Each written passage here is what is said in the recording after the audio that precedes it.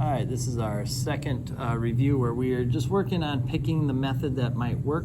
Again, like we said yesterday, we should probably look to factor everything first because that's quick and simple.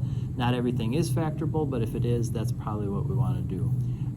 Do we have a x squared or x minus a squared term that we can isolate? Right? Is it just this, right? If so, then we want to do square roots. So we want to kind of have our eyes open for that too, right? Then maybe do we have an even middle number? If we have an even middle number, then maybe we want to complete the square, if you like that, right? But the good news is we always have quadratic formula kind of in our back pocket. It works on everything, and so if we want to use that at any time, we're allowed to. So for this first one, I'm looking for two numbers that multiply to equal negative 18 and add to equal negative 3.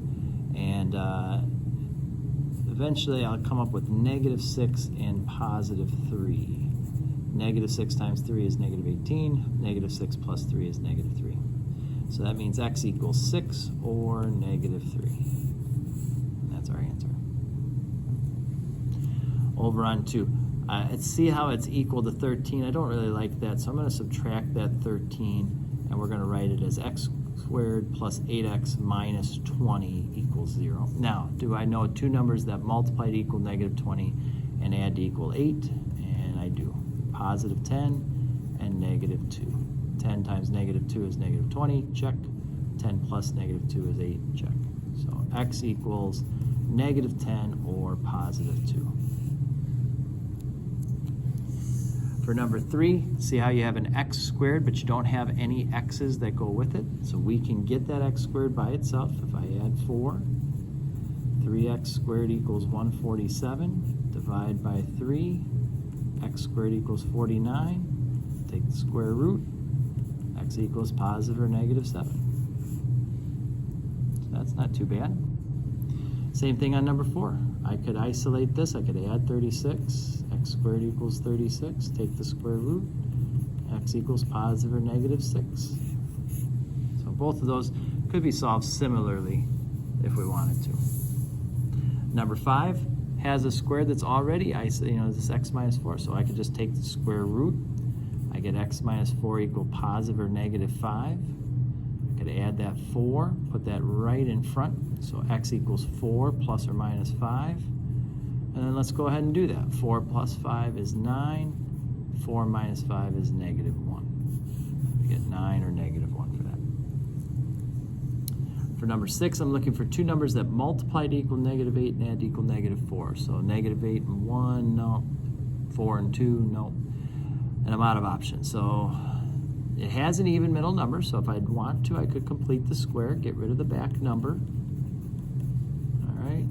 And then take half of the middle, 2. 2 times 2 is 4. Let's add 4 to both sides.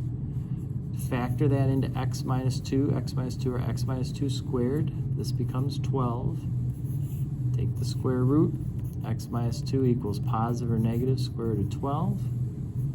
We're going to add that 2, put that right in front. So x equals 2 plus or minus the square root of 12. That's our answer.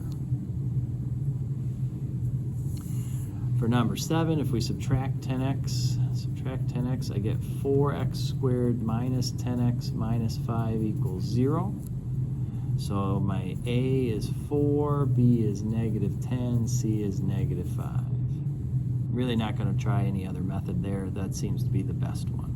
So x is equal to the opposite of b. The opposite of negative 10 is positive 10 plus or minus the square root of b squared. Negative 10 times negative 10 is 100 minus 4 times a times c all over 2 times a.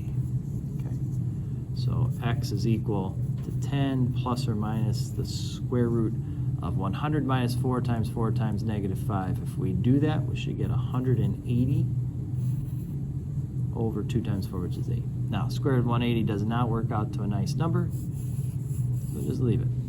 That's your answer. And then for number 8, I'm looking for two numbers that multiply to equal 55 and add to equal negative 16. Those numbers are negative 5 and negative 11. Negative 5 times negative 11 is 55. Negative 5 plus negative 11 is negative 16. Check. Okay, so that means x equals 5 or 11. And that's our second review.